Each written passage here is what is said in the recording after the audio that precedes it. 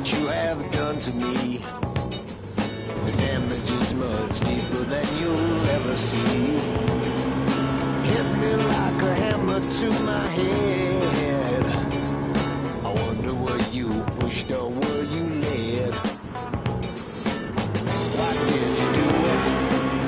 Why did you do that thing to me?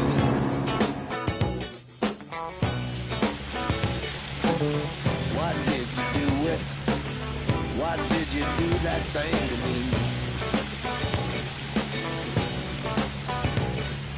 The only one who knows the truth, man, that's him, me and you.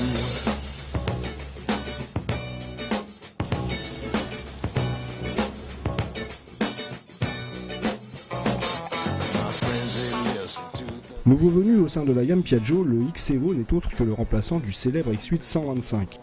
Si on note d'entrée quelques changements comme le relookage de la partie avant ou l'ajout d'un dossier passager, le X-Evo reste très proche du X8 en termes de conception.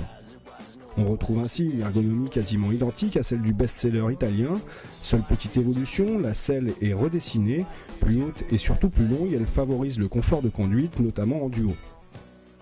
On apprécie également l'adoption d'un nouveau bloc compteur avec ordinateur de bord intégré. Le compte-tours et la jauge à essence restent pour leur part confiés à des cadrans à aiguilles.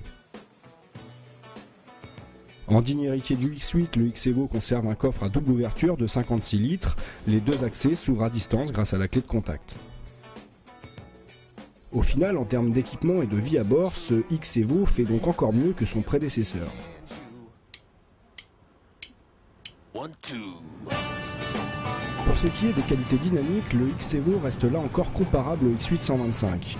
Doté du même moteur leader, développant ici une puissance de 14,9 chevaux, il offre des démarrages et des reprises en progrès, mais une vitesse de pointe légèrement inférieure, tout de même chronométrée à 111 km/h réel. Côté partie cycle, on retrouve des roues de 12 et 14 pouces, de quoi maintenir sur le X-Evo le bon rapport agilité-stabilité qu'on connaissait sur le X8 125. Seul regret, aucune assistance au freinage type couplage avant-arrière ou ABS n'a été ajoutée sur la nouveauté.